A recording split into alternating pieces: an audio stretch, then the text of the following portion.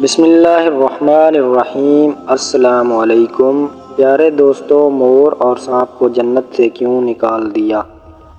مور جتنا اب خوبصورت ہے، اس سے کہیں زیادہ جنت میں خوبصورت تھا۔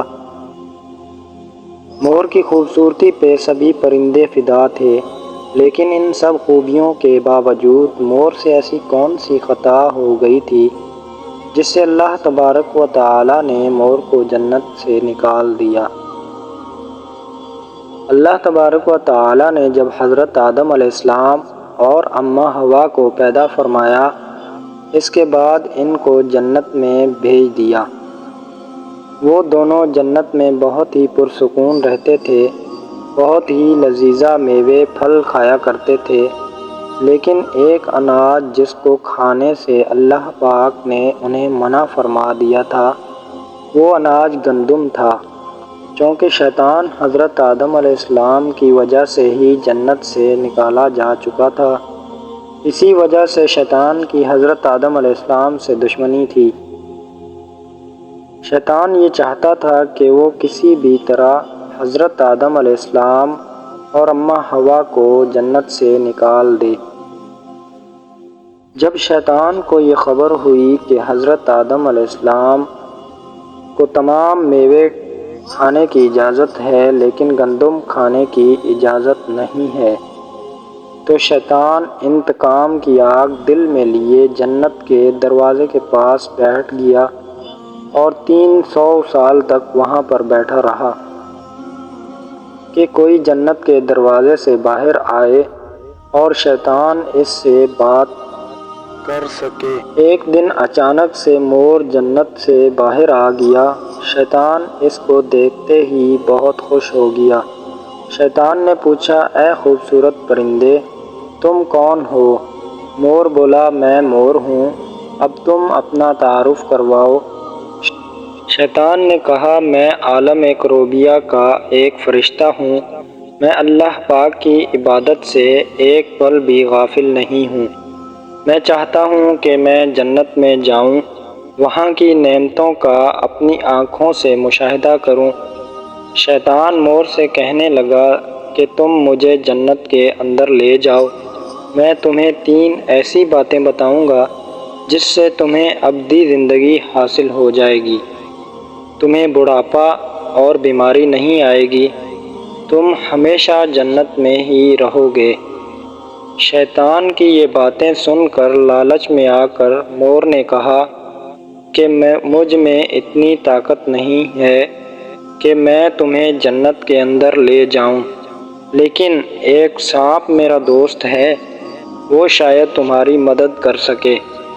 یہ کہہ کر مور سانپ کے پاس آیا، اس کو ساری بات بتائی۔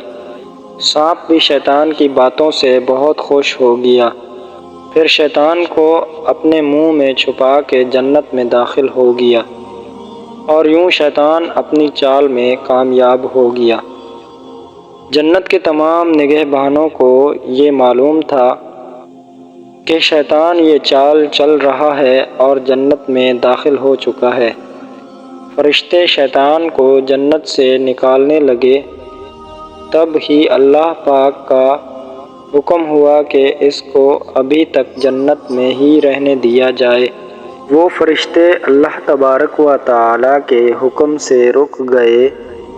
شاید یہ حضرت آدم علیہ السلام کا امتحان تھا۔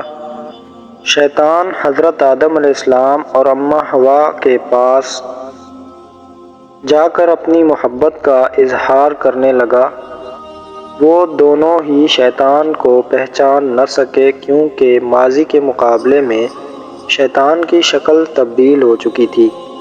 شیطان کہنے لگا، میں چاہتا ہوں کہ آپ دونوں ہمیشہ جنت میں رہیں، ہمیشہ خوش رہیں۔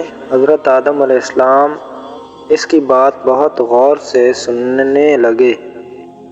شیطان نے کہا، اگر آپ میری بات مان جائیں تو آپ کو جنت کی اور بھی تمام سہولتیں ملیں گی۔ حضرت آدم علیہ السلام شیطان کے بہکاوے میں آ کر کہنے لگے کہ یہ کس طرح ممکن ہے؟ شیطان کہنے لگا، ایک گندم کا دانہ اگر آپ دونوں چکھ لیں تو آپ کو ابدی حیات حاصل ہو جائے گی اور آپ جنت میں ہی رہنے لگیں گے۔ یہ بات سن کر حضرت آدم علیہ السلام کے دل میں رجحان پیدا ہوا، لیکن ان کے دل میں اللہ کی نافرمانی کا خوف غالب آ گیا۔ جبکہ اماں حوا شیطان کی باتوں میں آ گئی، جس پر اماں حوا نے حضرت آدم علیہ السلام کو راضی کر لیا۔ پھر اس کے بعد ان دونوں نے اس گندم کے دانے کو چکھ لیا۔ جیسے ہی گندم کا دانہ ان کے اندر گیا تو دونوں کے سطر واضح ہو گئے، جس کے بعد دونوں اپنے اپنے سطر چھپانے لگے اور خوف خدا سے کانپنے لگے۔ اس دوران اللہ تبارک و تعالی نے فرشتوں کو یہ حکم دیا کہ حضرت آدم علیہ السلام اور اماں حوا دونوں کو زمین پر اتار دو۔ حضرت آدم علیہ السلام کو سری لنکا کے قریب نیچے زمین پہ بھیج دیا، جبکہ اماں حوا کو جدہ کی سرزمین پر اتارا گیا۔ جن خوبصورت پیروں سے چل کر مور شیطان کو جنت کے اندر لے کر آیا تھا، وہی خوبصورت پاؤں اللہ پاک نے مور سے لے لیے۔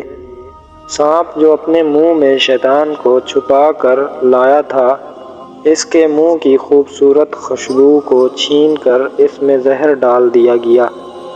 پھر مور کے ساتھ ساتھ سانپ کو بھی جنت سے نکال دیا گیا۔